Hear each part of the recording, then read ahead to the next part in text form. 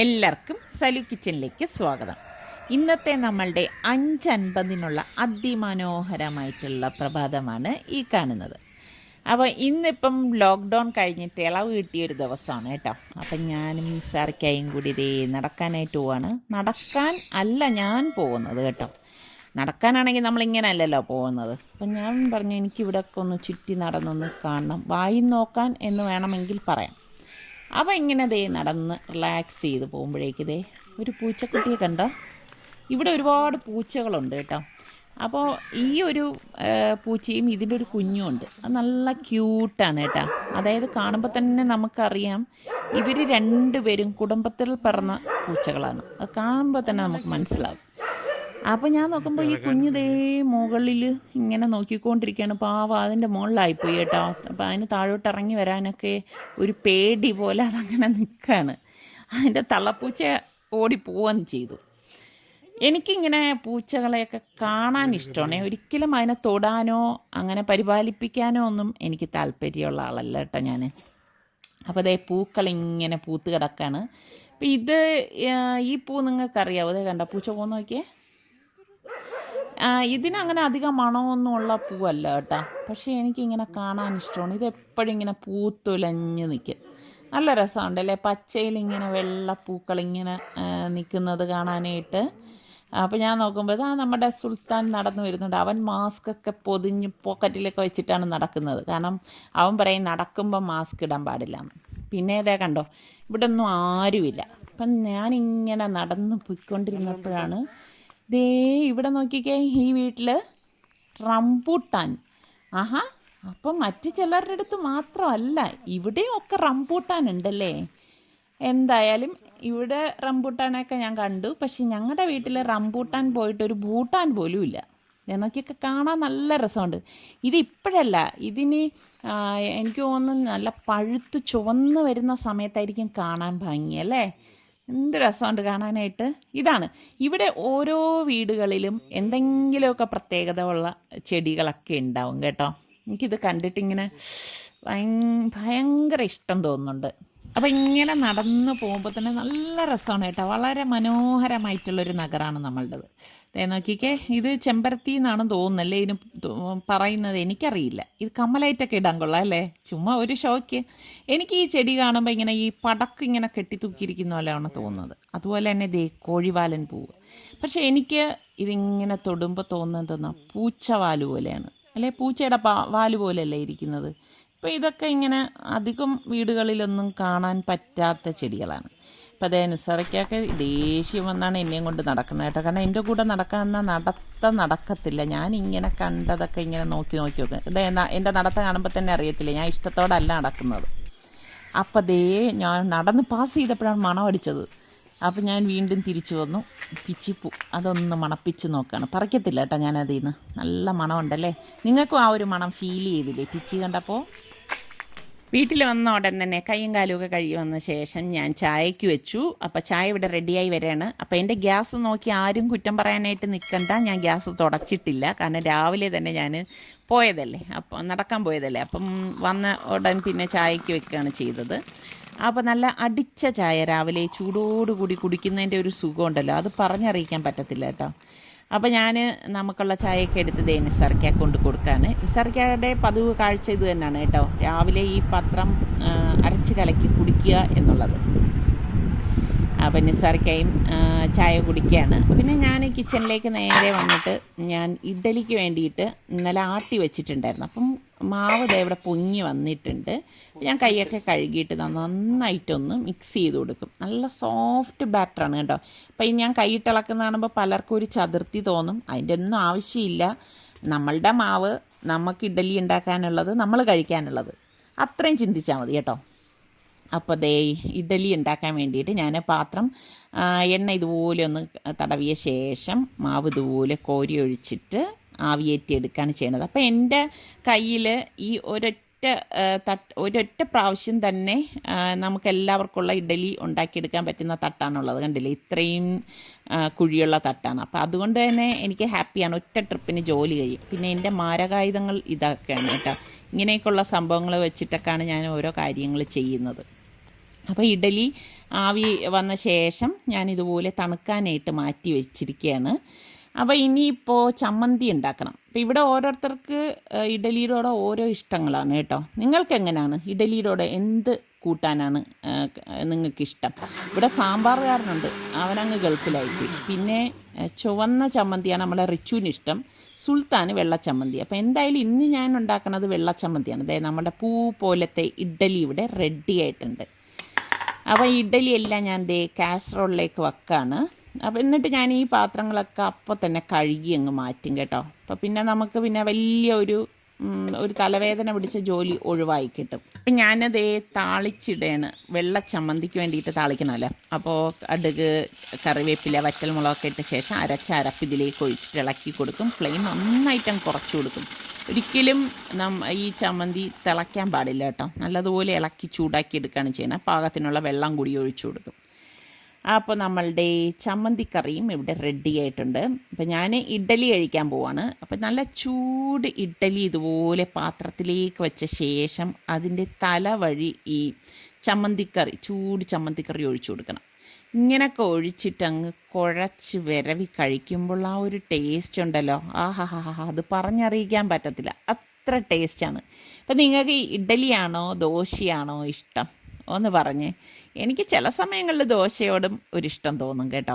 രാവിലെ ബ്രേക്ക്ഫാസ്റ്റൊക്കെ കഴിഞ്ഞ ശേഷം ഞാനും നിസാറക്കയും കൂടി ഒന്ന് പുറത്തേക്ക് പോവാണ്. നമ്മളുടെ വണ്ടിയുടെ ഇൻഷുറൻസിൻ്റെ ഒരു ആവശ്യം ഉണ്ടായിരുന്നു. പിന്നെ അതുപോലെ തന്നെ എൻ്റെ പ്രഷർ കുക്കറിൻ്റെ വാഷർ പോയിരിക്കുകയാണ്. അപ്പോൾ അത് ഒന്ന് ക്ലിയർ ചെയ്യണം. അതുപോലെ തന്നെ ഒരു മിക്സിയുടെ ജാറിൻ്റെ ഈ അടിയിലുള്ള ആ ഒരു ഇതുണ്ടല്ലോ, അത് പോയിട്ടുണ്ട്. അപ്പോൾ അതും ഒന്ന് കറക്റ്റ് ചെയ്യണം. അങ്ങനെ അത് എല്ലാം അത്യാവശ്യം ആയതുകൊണ്ടാണ് ഒന്ന് പുറത്തേക്ക് പോയിട്ട് അതൊക്കെ ഒന്ന് റെഡിയാക്കണത്. അതുപോലെ തന്നെ പ്രഷർ കുക്കർ എൻ്റെത് പോയിരിക്കുകയാണ്. അപ്പം ഞാൻ വർഷങ്ങളായിട്ട് പ്രഷർ കുക്കറിലാണല്ലോ ചോറ് വയ്ക്കുന്നത്. അപ്പോൾ ഇപ്പോൾ എനിക്കതൊരു ബുദ്ധിമുട്ടായത് കാരണം ഒരു പ്രഷർ കുക്കർ വാങ്ങിക്കണമായിരുന്നു. അപ്പോൾ അതിനൊക്കെ ആയിട്ടാണ് പുറത്ത് പോയിട്ട് ഇങ്ങനെ വന്നുകൊണ്ടിരിക്കുമ്പോഴേക്കാണ് എനിക്ക് കുറച്ച് വീട്ടിൽ അത്യാവശ്യ സാധനങ്ങൾ വാങ്ങിക്കണമായിരുന്നു. സവോള, പിന്നെ കുറച്ച് വെജിറ്റബിൾസ്, അങ്ങനെയൊക്കെ ഉള്ളത്. അപ്പോൾ ഇവിടെ കയറി അങ്ങനെയുള്ള അത്യാവശ്യം കുറച്ച് സാധനങ്ങളൊക്കെ എടുക്കാമെന്ന് കരുതി. പണ്ടൊക്കെ ആണെങ്കിൽ ഇങ്ങനെയൊക്കെ ഉള്ള കടകളിലൊക്കെ വന്നു കഴിഞ്ഞാൽ എല്ലായിടത്തും ഇങ്ങനെ നോക്കി നടക്കുമായിരുന്നു. ഇപ്പം അങ്ങനെയൊന്നുമില്ല. ഇപ്പം നമുക്ക് വേണ്ട സാധനങ്ങൾ എത്രയും പെട്ടെന്ന് എടുക്കുക, പിന്നെ അവിടെ നിന്ന് സ്ഥലം കാലിയാക്കുക എന്നുള്ളതാണ് ഇപ്പോഴത്തെ ചിട്ട. ഇത് കണ്ടോ, ഇത് തഹീനയാണ്. പലരും എൻ്റെ അടുത്ത് ചോദിച്ചിട്ടില്ലേ ഇതൊക്കെ ഇവിടെ കിട്ടും. തഹീന അതായത് നമ്മുടെ വെള്ള എള്ളിൻ്റെ പേസ്റ്റാണ്. അപ്പോൾ ഇതൊക്കെ ഇവിടെ കിട്ടും. 999 രൂപയാണ് ഈ ഒരു ടിന്നിന്. പക്ഷേ ഇതിൻ്റെ ഒന്നും ആവശ്യമില്ല, നമുക്ക് തന്നെ വീട്ടിൽ ഇതുണ്ടാക്കി എടുക്കാവുന്നതേ ഉള്ളൂ. ഞാൻ എൻ്റെ പല വീഡിയോസിലും കാണിച്ചു തന്നിട്ടില്ലേ. അപ്പോഴാണ് ഞാൻ ഓർത്തത് എൻ്റെ കയ്യിൽ ഒറിഗാനോ തീർന്നിരിക്കുകയാണ്. അപ്പോൾ ഒറിഗാനോ എടുക്കണം. ഇങ്ങനെയൊക്കെ വരുമ്പോഴാണ് അത്യാവശ്യം വേണ്ട ഇതുപോലെയുള്ള ഐറ്റംസൊക്കെ ഞാൻ നോക്കി എല്ലാം എടുത്ത് വെക്കും കേട്ടോ. അപ്പോൾ ചിലതൊക്കെ ഞാൻ 2 എണ്ണമൊക്കെ എടുത്ത് സ്റ്റോക്ക് ചെയ്യാറുണ്ട്. കാരണം എപ്പോഴെപ്പോഴും നമ്മൾ പിന്നെ അങ്ങനെ പുറത്തേക്ക് ഇറങ്ങേണ്ട കാര്യമില്ലല്ലോ. അപ്പോൾ സാധനങ്ങളെല്ലാം വാങ്ങിച്ചു, സാനിറ്റൈസറൊക്കെ ഇട്ടു. അതായത് ഇനിയിപ്പോൾ സാധനങ്ങളെല്ലാം വെച്ച ശേഷം ഞങ്ങളിതാ പോവുകയാണ്. കുറേ നാളുകൾക്ക് ശേഷമാണ് പുറത്തേക്ക് പോയത്. അപ്പം അത്യാവശ്യ കാര്യം ആയതുകൊണ്ടാണ് പോയത്. നമ്മുടെ വണ്ടിയുടെ ഇൻഷുറൻസിൻ്റെ അതൊന്ന് ശരിയാക്കാൻ പോകണമായിരുന്നു.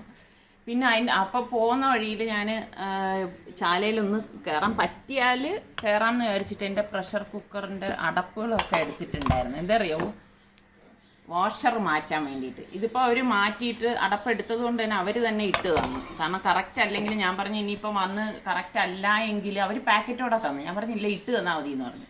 അല്ലെങ്കിൽ പിന്നെ പാടാവത്തില്ലേ. വാഷർ പോയി കഴിഞ്ഞാൽ നിങ്ങൾക്ക് അറിയാമല്ലോ, നമുക്ക് ബുദ്ധിമുട്ട് തന്നെയാണ് കുക്കിങ്ങിന്. അപ്പം ഞാൻ വാങ്ങിച്ചത് നിങ്ങളെ കാണിച്ചില്ലല്ലോ. അപ്പോൾ അതുകൊണ്ട് വേറൊന്നുമില്ല കേട്ടോ. ഒരു കലവും ഒരടപ്പും പിന്നെ ഇങ്ങനെ കടകളിലൊക്കെ പോയി നിൽക്കാൻ ഭയങ്കര നമുക്കൊരു ബുദ്ധിമുട്ടായതുകൊണ്ട് ജസ്റ്റ് അത്യാവശ്യം വേണ്ട മാത്രം എടുത്ത്. ഇത് ഇങ്ങനെ കണ്ടപ്പോൾ എടുത്തെന്നുള്ള സംഭവം എൻ്റെ കയ്യിൽ ഗൾഫിൽ നിന്നുണ്ടോന്ന് പറഞ്ഞാൽ ഉണ്ട്. ഇത് കല എന്തിനാണെന്ന് അല്ല അവരെടുത്ത് പറഞ്ഞില്ലല്ലോ. ഞാൻ എൻ്റെ കയ്യിലുള്ളത് ഞാൻ പറഞ്ഞു, നിങ്ങൾക്കറിയാലോ ഒരു അലൂമിനിയം കലമാണ്. അപ്പോൾ അത് മാറ്റിയിട്ട് ഞാൻ ഇന്നാളെ പറഞ്ഞില്ലേ ഞാനൊരു പ്രഷർ കുക്കറും കലവും വാങ്ങിക്കണം എന്ന്. അപ്പോൾ എൻ്റെ കയ്യിലുള്ള പ്രഷർ കുക്കർ എത്ര ലിറ്റർ എന്നൊക്കെ എല്ലാവരും ചോദിച്ചിട്ടുണ്ടായിരുന്നു. 12 ലിറ്ററിൻ്റെ പ്രഷർ കുക്കറാണ് എൻ്റെ കയ്യിലിരുന്നത്. അതിനാണെങ്കിൽ സുൽത്താൻ്റെ വയസ്സോളം പ്രായമുണ്ട്. അപ്പം ഇപ്പം ഞാൻ ഒരു പ്രഷർ കുക്കർ വാങ്ങിച്ച് സ്റ്റീലിൻ്റെ ആണ് വാങ്ങിച്ചത് കേട്ടോ. ഇനിയിപ്പോൾ വാങ്ങിക്കുമ്പോൾ എന്തായാലും നല്ലത് വാങ്ങിക്കണമല്ലോ എന്ന് കരുതിയിട്ട് സ്റ്റീലിൻ്റെ വാങ്ങിച്ചു. അത് വന്നിട്ട് 12 ലിറ്ററിൻ്റെ അവരുടെ കയ്യിൽ സ്റ്റോക്കില്ല, 10 ലിറ്ററേ ഉള്ളൂ. അപ്പം ഞാൻ മെഷർമെൻ്റൊക്കെ എടുത്തിട്ടാണ് പോയത്. 10 കുഴപ്പമില്ല. ഞാൻ ചോദിച്ചു ശരി എന്നാൽ അതും കൂടി വാങ്ങിച്ചേക്കാം എന്ന് കരുതി.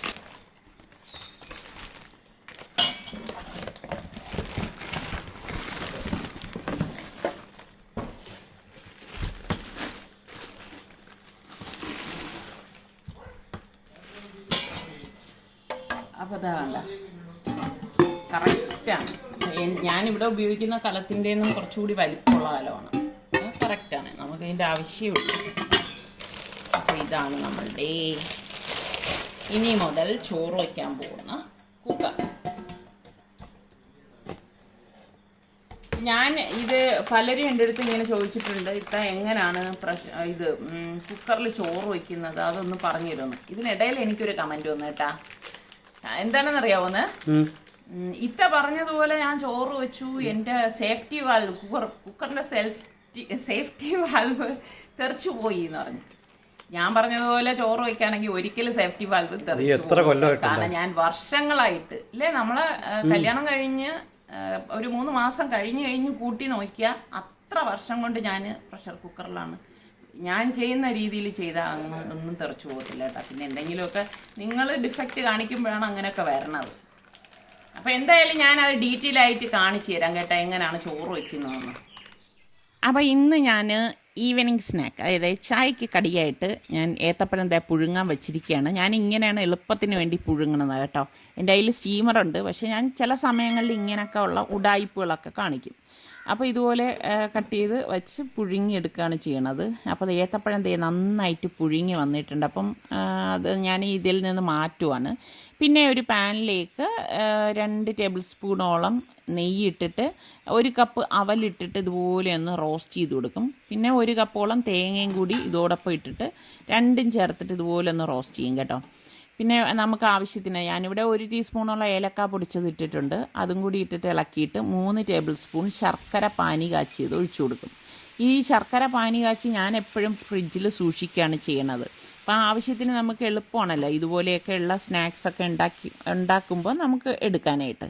അപ്പം ആവിയേറ്റിയ പഴം ഞാൻ തോല് കളഞ്ഞെല്ലാം എടുത്ത ശേഷം ഇതുപോലെ ഒരു ഫോർക്ക് കൊണ്ടൊന്ന് ഉടച്ചു കൊടുക്കണം. അപ്പം എല്ലായിടത്തും നല്ലതുപോലെ ഉടച്ചെടുക്കണം കേട്ടോ. ഇതുപോലെ മിക്സിയിലിട്ട് അരയ്ക്കണം എന്നൊന്നുമില്ല കേട്ടോ. അപ്പം ഞാൻ എളുപ്പത്തിന് വേണ്ടിയിട്ട് ഇങ്ങനെ ഉടച്ചെടുക്കുകയാണ് ചെയ്യണത്. എന്നിട്ട് ഇതുപോലെ ഒന്ന് ഉരുട്ടിയെടുത്തിട്ട് കൈവെള്ളയിൽ വെച്ചൊന്ന് പരത്തി കൊടുക്കും. ജസ്റ്റ് ഒന്ന് പരത്തി ഒന്ന് ഇതുപോലെ ആക്കി വയ്ക്കും. എന്നിട്ട് ഇതിനുള്ളിലേക്ക് നമ്മൾ ഈ അവലും തേങ്ങയും മിക്സ് ചെയ്ത ഫില്ലിംഗ് ഉണ്ടല്ലോ, ആ ഫില്ലിംഗ് നല്ലതുപോലെ ഉള്ളിലേക്ക് വെച്ച് കൊടുക്കും. ഈ സ്പൂണിൽ തന്നെ വെച്ചിട്ട് ഒന്ന് അമർത്തി കൊടുത്ത് കൈ കൊണ്ടൊന്ന് അമർത്തി കൊടുത്താൽ മതി. എന്നിട്ട് ഇതൊന്ന് കവർ ചെയ്തെടുക്കും. അതായത് ഈ ഏത്തപ്പഴം കൊണ്ട് തന്നെ ഫുള്ളായിട്ടൊന്ന് കവർ ചെയ്തെടുക്കും. നമ്മുടെ ഒരു ഉന്നക്കായൊക്കെ ചെയ്യണ അതല്ല, ഇത് അതിൻ്റെ വേറൊരു രീതി. ആ ഉരുട്ടി ബോളാക്കി എടുക്കുകയാണ് ചെയ്യണത്. അപ്പോൾ ഞാൻ ഇതെല്ലാം ഇതുപോലെ ഉരുട്ടി ബോളാക്കി എടുക്കുന്നുണ്ട്.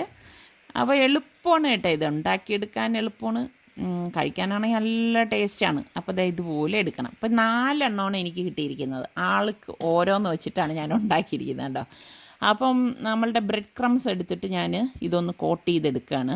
അപ്പം ബ്രെഡ് ക്രംസ് എന്ന് പറയുമ്പോൾ നമ്മളുടെ ബ്രെഡ് വാങ്ങിക്കുമ്പോഴേക്കും ആദ്യവും അവസാനമുള്ള കട്ടിയുള്ള ബ്രെഡ് പിന്നെ നമ്മൾ ഈ കുക്ക് ചെയ്തതിൻ്റെ സൈഡൊക്കെ കട്ട് ചെയ്തൊക്കെ ഉണ്ടല്ലോ, ഞാൻ ഇതൊക്കെ മിക്സിയിൽ അടിച്ച് പൊടിച്ചെടുത്തിട്ട് ഫ്രീസറിൽ സൂക്ഷിക്കും. അപ്പോൾ നമുക്ക് എളുപ്പമാണ്. അപ്പോൾ റെഡിയായത് നമ്മൾ എണ്ണ ചൂടാവുമ്പോഴേക്ക് 2 എണ്ണം വെച്ചിട്ടാണ് ഞാൻ പതുക്കെ ഇട്ട് കൊടുക്കണം എണ്ണയിലേക്ക്. എന്നിട്ട് റോൾ ചെയ്ത് എല്ലായിടം ഫ്രൈ ആക്കി എടുക്കണം. നല്ല ഒരു ഗോൾഡൻ കളർ വരെ നമ്മളിത് ഫ്രൈ ചെയ്തെടുക്കണം. നല്ല ഒരു സ്നാക്കാണ് കേട്ടോ ഇത്. അപ്പോൾ എല്ലായിടവും നല്ലതുപോലെ ഫ്രൈ ആയി വന്നിട്ടുണ്ട്. ഇത് ഒട്ടും എണ്ണ കുടിക്കുക ഒന്നും ചെയ്യത്തില്ല കേട്ടോ. അപ്പം ഈ രീതിയിൽ ഉണ്ടാക്കി നോക്കാത്തവരൊക്കെ ഉണ്ടാക്കി നോക്കണേ. അപ്പം നിങ്ങൾക്ക് ഏത്തപ്പഴം കൊണ്ട് ഏത് ടൈപ്പ് സ്നാക്ക് കഴിക്കാനാണ് ഇഷ്ടം? ചിലർക്ക് പഴംപൊരി, ചിലർക്ക് സ്റ്റൂ, അങ്ങനെ പല പല ഇഷ്ടങ്ങളുണ്ടാവുമല്ലോ. എനിക്ക് പഴംപൊരി തന്നെയാണ് കേട്ടോ. അപ്പോൾ നമ്മളുടെ ഏത്തപ്പഴം ബോണ്ട ഇവിടെ റെഡി ആയിട്ടുണ്ട്. അപ്പോൾ ട്രൈ ചെയ്യാത്തവർ ട്രൈ ചെയ്ത് നോക്കണം. അടിപൊളി ടേസ്റ്റാണ് കേട്ടോ. ഇന്നത്തെ ഈ വ്ളോഗ് നിങ്ങൾക്ക് എല്ലാവർക്കും ഇഷ്ടമായെന്ന് വിശ്വസിക്കുന്നു. അടുത്തിനി നല്ല റെസിപ്പിയോ വ്ളോഗോ ഇട്ട് വരുന്നവരെ എല്ലാവർക്കും ബൈ.